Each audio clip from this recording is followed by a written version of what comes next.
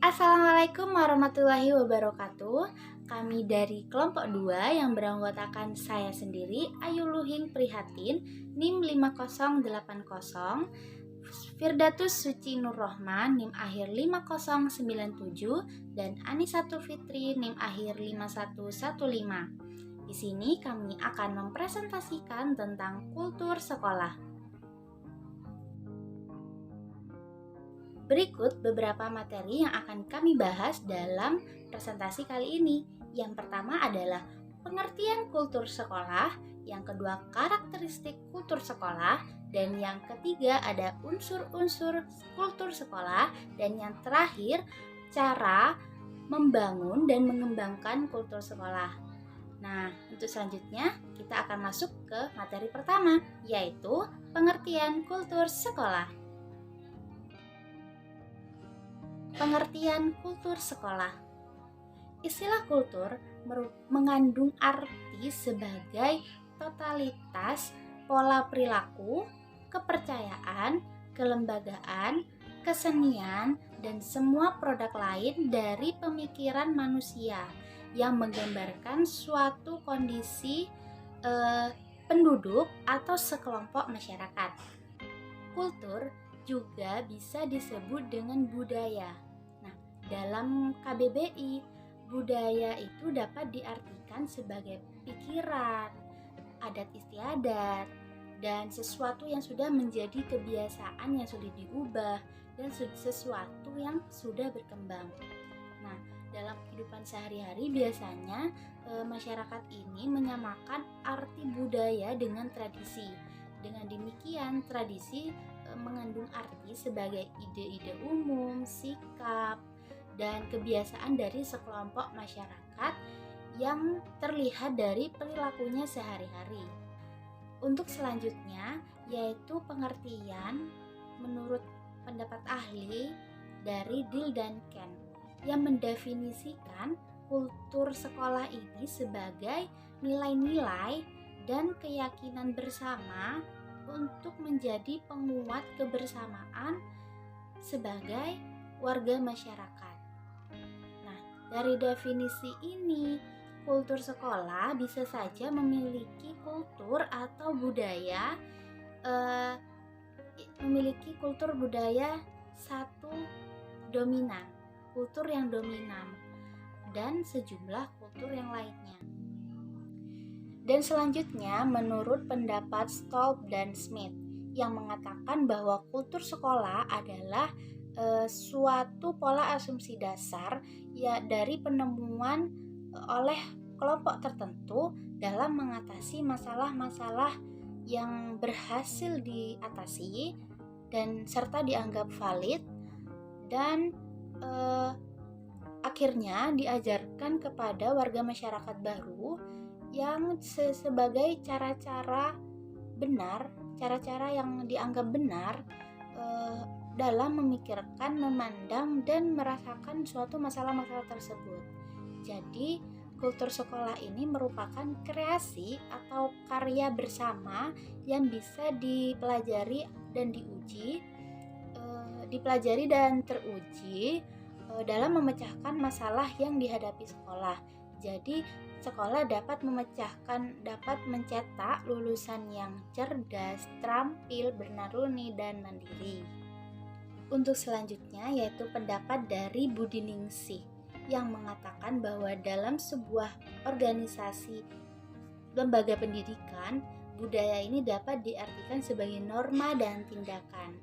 Nah, yang pertama norma perilaku merupakan cara berperilaku yang sudah lazim atau biasa dilakukan oleh sebuah organisasi yang sudah bertahan lama, dan karena semua anggotanya pada organisasi tersebut mewariskan perilaku pada anggota baru. Nah, jadi dalam lembaga pendidikan ini, perilaku ini berupa semangat belajar, bertutur sapa santun, menjaga kebersihan, dan berbagai perilaku mulia lainnya. Untuk yang kedua yaitu tentang tindakan. Nah, tindakan yaitu tujuan dan tujuan dan keyakinan yang dianut bersama yang dimiliki oleh semua anggota organisasi yang berpotensial dapat membentuk perilaku mereka dan bertahan lama walaupun sudah terjadi pergantian anggota. Nah, jadi dalam lembaga pendidikan ini misalnya budaya ini berupa saling menghargai, saling menghormati, saling menyapa, dan lain sebagainya. Untuk yang terakhir yaitu pendapat dari Gareth R. Jones dan Jennifer M. George pada tahun 2009. Nah, sebagai sebuah lembaga organisasi, sekolah ini ada yang mempunyai kultur yang kuat dan ada yang memiliki kultur yang lemah. Ketika seluruh warga sekolah, mulai dari kepala sekolah sampai bagian kebersihan, memiliki komitmen yang tinggi terhadap nilai-nilai yang disetujui bersama, maka sekolah ini akan memiliki kultur yang kuat. Nilai kedisiplinan misalnya. Nah, yang disetujui dan diterapkan bersama secara bertanggung jawab dan penuh komitmen, maka sekolah tersebut dapat memiliki kultur organisasi yang kuat. Nah, jadi semua warga sekolah itu harus memiliki komitmen yang tinggi bahwa yang sudah diterapkan, yang sudah ditetapkan, peraturan-peraturan yang sudah ditetapkan, kita harus mengikuti apa yang sudah disetujui bersama. Nah, sebaliknya, jika seluruh anggota masyarakat, seluruh anggota sekolah, anggota warga sekolah, atau beberapa warga sekolah tidak memiliki komitmen terhadap penerapan nilai-nilai yang disetujui, maka sekolah tersebut memiliki kultur organisasi yang lemah. Sekolah terlihat berantakan karena warganya kurang disiplin atau maunya sendiri. Nah, dan prestasi pun akan sulit tumbuh jika di lingkungan sekolah yang tidak memiliki kultur yang positif. Nah, itu tadi bahasan tentang pengertian kultur sekolah. Nah, untuk selanjutnya kita akan masuk pada materi kedua, yaitu tentang karakteristik kultur sekolah. Lanjut, yang kedua ada karakteristik kultur sekolah. Kultur sekolah itu diharapkan untuk memperbaiki mutu sekolah, kinerja di sekolah, maupun yang diharapkan memiliki ciri sehat, dinamis atau aktif, positif, dan profesional. Sekolah perlu memperkecil ciri tanpa kultur anarkis, negatif, beracun, bias, dan dominatif. Nah, kultur sekolah yang sehat memberikan peluang sekolah dan warga sekolah berfungsi secara optimal, bekerja secara efisien, energik, penuh vitalis, memiliki semangat tinggi, dan akan terus berkembang. Nah, sifat dinamika kultur sekolah tidak hanya akan terus berkembang,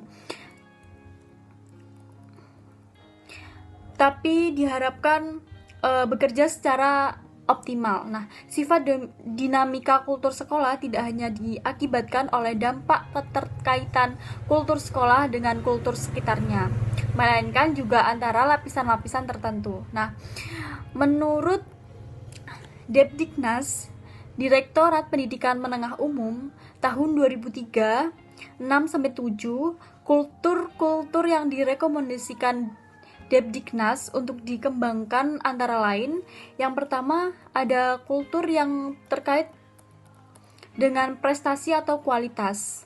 Yang pertama, semangat membaca dan mencari referensi.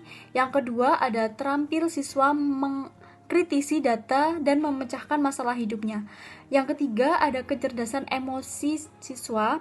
Yang keempat, ada keterampilan komunikasi siswa, baik itu secara lisan maupun tertulis. Dan yang terakhir, ada kemampuan siswa untuk berpikir secara objektif dan sistematis. Nah, yang kedua, ada kultur yang terkaitan dengan kehidupan sosial. Nah, yang pertama, ada nilai-nilai keimanan dan ketakwaan. Yang kedua, ada nilai-nilai keterbukaan. Yang ketiga, ada nilai-nilai kejujuran. Yang keempat, ada nilai-nilai semangat hidup. Yang kelima, ada nilai-nilai semangat belajar. Yang keenam, ada nilai-nilai menyadari diri dan keberadaan orang lain. Yang ketujuh, ada nilai-nilai untuk menghargai orang lain. Yang kedelapan, ada nilai-nilai persatuan dan kesatuan. Yang kesembilan, ada nilai-nilai selalu bersikap dan berprasangka positif. Dan yang kesepuluh, ada nilai-nilai disiplin. Selanjutnya ada nilai-nilai tanggung jawab, nilai-nilai kebersamaan, nilai-nilai saling percaya, dan yang terakhir ada nilai-nilai yang lain sesuai kondisi sekolah. Nah,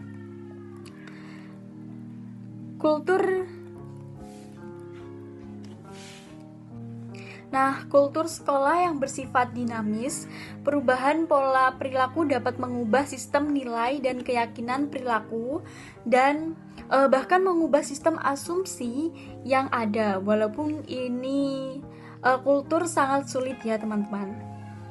Namun yang jelas dinamika kultur sekolah itu dapat saja menghadirkan konflik dan jika ditangani dengan bijak dan sehat dapat membawa perubahan yang positif dan membuat perubahan-perubahan yang tentu saja itu membuat positive vibes buat kita sebagai pengajar dan positive vibes buat mahasiswa atau siswa. Nah, kultur sekolah ini memiliki kolektif dan merupakan perjalanan sejarah sekolah, produk dari berbagai kekuatan yang masuk ke sekolah. Nah, sekolah perlu menyadari secara serius mengenai keberadaan aneka kultur subordinasi yang ada seperti kultur sehat dan tidak sehat, kultur yang kuat dan yang lemah, kultur positif dan negatif, kultur kacau dan stabil, dan konsekuensinya terhadap perbaikan sekolah. Nah, mengingat pentingnya sistem nilai yang diinginkan untuk memperbaiki sekolah, maka langkah-langkah kegiatan yang jelas perlu disusun untuk membentuk kultur sekolah yang baik pula, agar terciptanya hasil yang maksimal. Nah, yang ketiga ada unsur-unsur kultur sekolah. Nah, bentuk kultur sekolah muncul sebagai fenomena yang menarik dan unik karena pandangan, sikap serta perilaku yang hidup dan berkembang di sekolah mencerminkan kepercayaan dan keyakinan yang mendalam dan khas bagi warga sekolah yang dapat berfungsi sebagai semangat membangun karakter pada siswanya. Nah, bisa kita lihat ada beberapa unsur yang berkaitan dengan kultur sekolah. Unsur yang kasat mata atau visual terdiri dari visual verbal dan visual material. Nah, yang pertama kita akan membahas tentang visual verbal meliputi. Yang pertama ada visi, misi, tujuan, dan sasaran. Yang kedua ada kurikulum. Yang ketiga ada bahasa dan komunikasi. Yang keempat ada narasi sekolah. Yang kelima ada narasi tokoh-tokoh. Yang keenam struktur organisasi, ritual, upacara, prosedur belajar mengajar. Yang ke-10 ada peraturan sistem ganjaran dan hukuman. Ke-11 ada pelayanan psikologi sosial. Dan yang terakhir ada pola interaksi sekolah dengan orang tuanya. Nah, itu tadi beberapa unsur visual verbal yang bisa saya jabarkan. Selebihnya di sini saya akan menjelaskan tentang unsur visual material meliputi yang pertama ada fasilitas dan peralatan, yang kedua ada artifak dan tanda kenangan, dan yang terakhir ada pakaian seragam. Nah,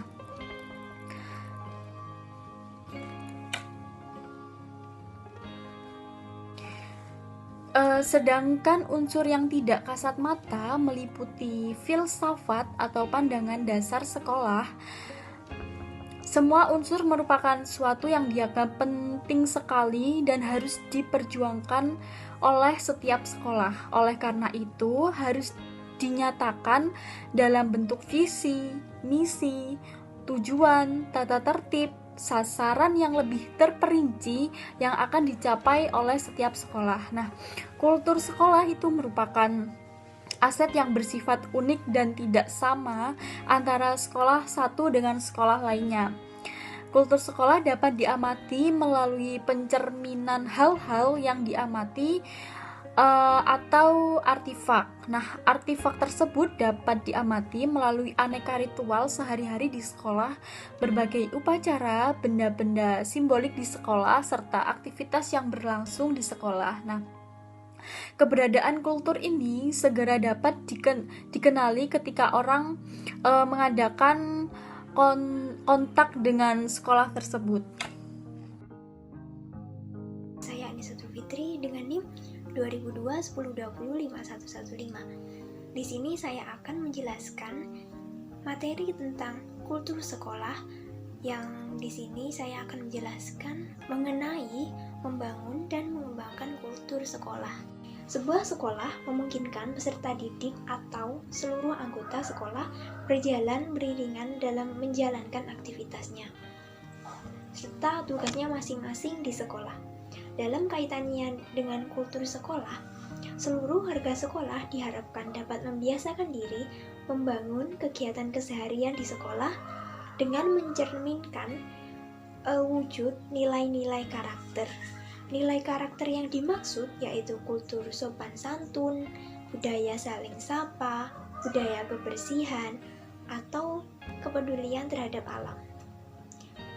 Sehingga dapatlah tercipta kultur sekolah yang baik dan dapat membawa kemajuan sumber daya manusia di sekolah itu sendiri. Untuk terciptanya kultur sekolah yang baik itu sendiri, terdapat 3 kultur penting yang harus sekolah perhatikan untuk dikembangkan. Prioritas kultur tersebut dijelaskan sebagai berikut.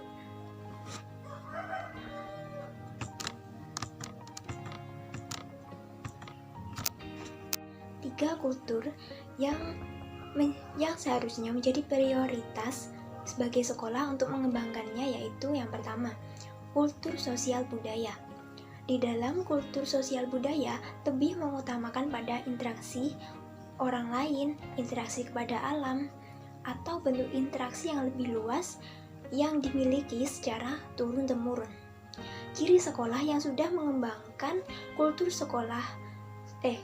sosial budayanya dapat dilihat dari pengembangan sekolah yang membangun, memelihara, serta mengembangkan budaya positif bangsa secara turun-temurun.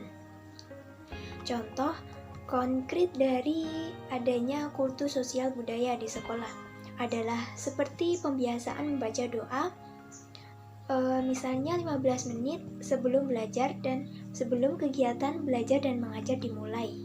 Pembiasaan menyapa atau menyalami guru ketika siswa bertemu dengan guru ataupun karyawan lain bertemu dengan guru, dianjurkan menyapa, dianjurkan salam juga sebagai bentuk adab kesopan santunan.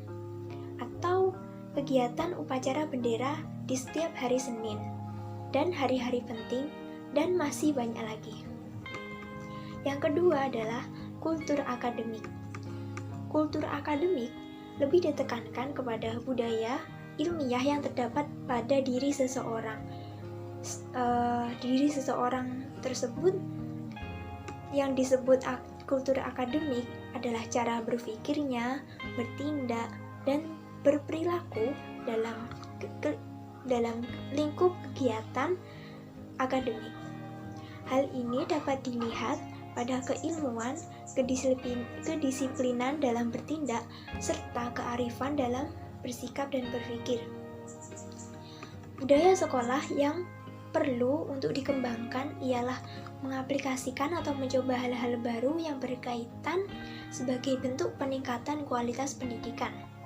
Contohnya, seperti pelatihan akademik yang dipersiapkan untuk siswa yang mampu melakukan olimpiade.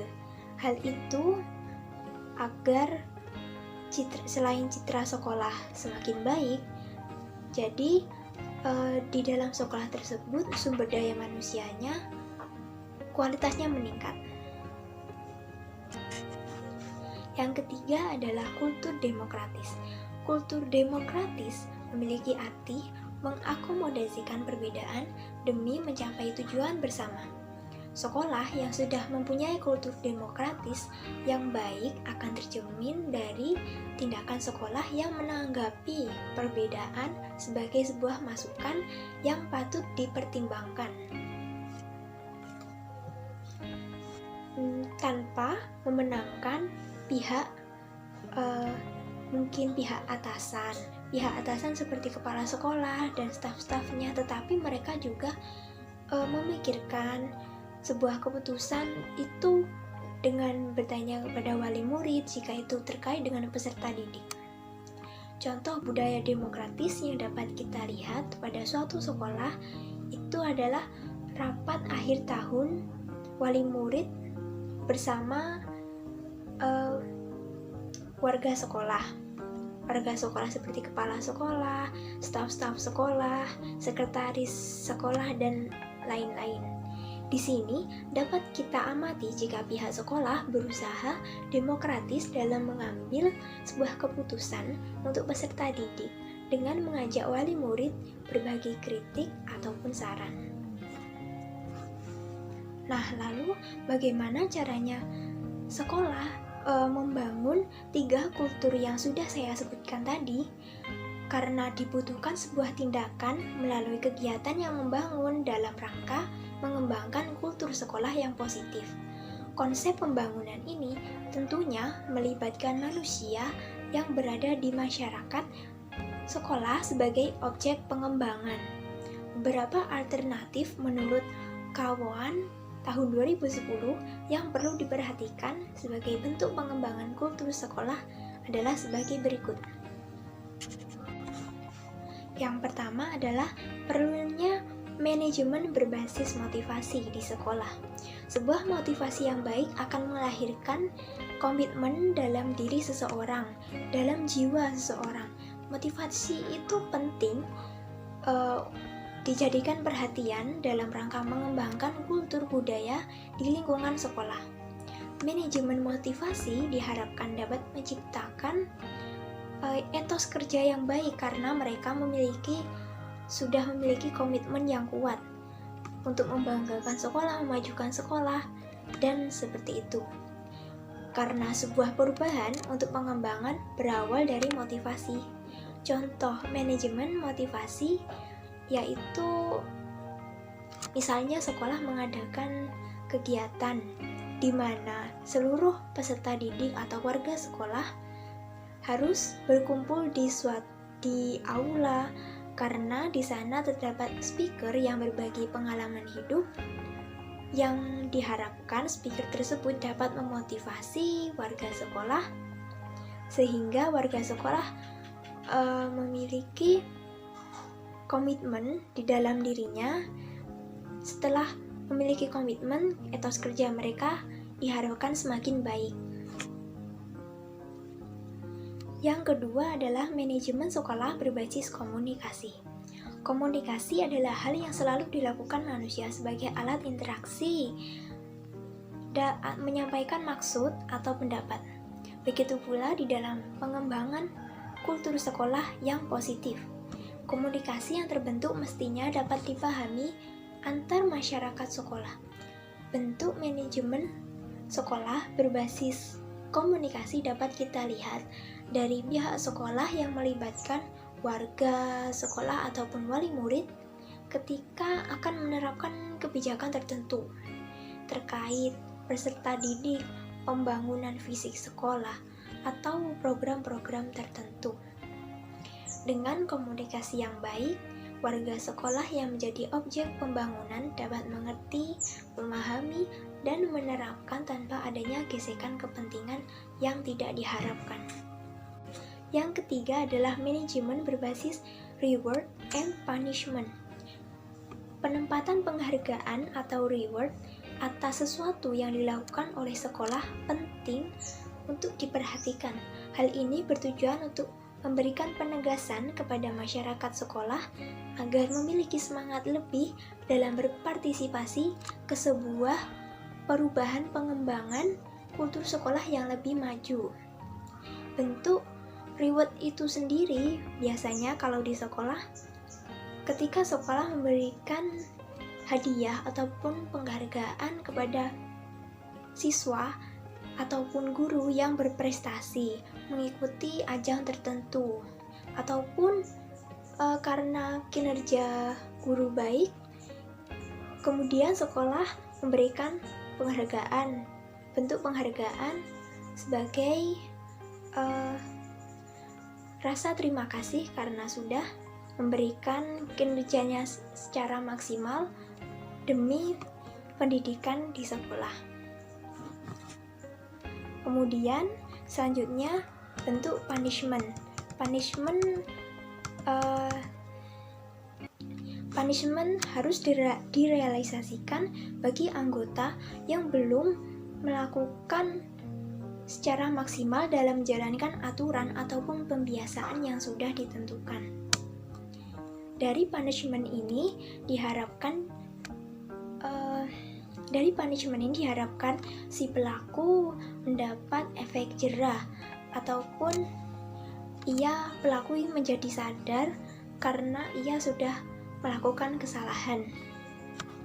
Contoh bentuk punishment itu seperti pemberian hukuman kepada siswa yang telat masuk sekolah ataupun tidak menggunakan seragam sesuai standar yang telah ditentukan, atau memberikan hukuman kepada guru yang telat memasuki kelas, dan lain-lain. Yang selanjutnya adalah manajemen berbasis tulis-menulis. Manajemen ini terbilang jarang dikembangkan di sekolah-sekolah. Sumber daya manusia berkualitas berawal dari aktivitas baca tulis. Tentang bagaimana seseorang mendapatkan banyak ilmu dari membaca dan menuliskannya kembali ke dalam tulisan untuk diingat sebagai pesan penting yang terkandung di dalam bacaan. Bentuk manajemen berbasis baca tulis ini contohnya bisa saja dengan pengadaan program literasi 15 menit sebelum kegiatan belajar dan mengajar. Di sini, siswa harus membaca bacaan di luar mata pelajaran sekolah yang ditetapkan oleh sekolah. Misalnya, bisa buku cerita ataupun buku sains lain, sains, matematika, sesuai minat dan bakat yang dimiliki oleh siswa. Kemudian, siswa wajib menuliskan poin-poin penting dari bacaan yang sudah ia baca ke dalam kertas khusus, sehingga siswa tersebut dapat mengingat poin-poin penting yang pernah mereka baca. Dari sini, wawasan mereka akan lebih mendalam, akan lebih didapatkan secara mendalam dan mudah diingat. Dan yang terakhir adalah manajemen sekolah berbasis jaringan. Kemajuan teknologis membuat sekolah harus memiliki gairah untuk mengikuti kemudahan yang sudah ada untuk mengembangkan kultur budaya yang positif. Sekolah berbasis jaringan salah satunya bisa dengan berupa penyediaan akses internet yang memadai sehingga dapat dimanfaatkan.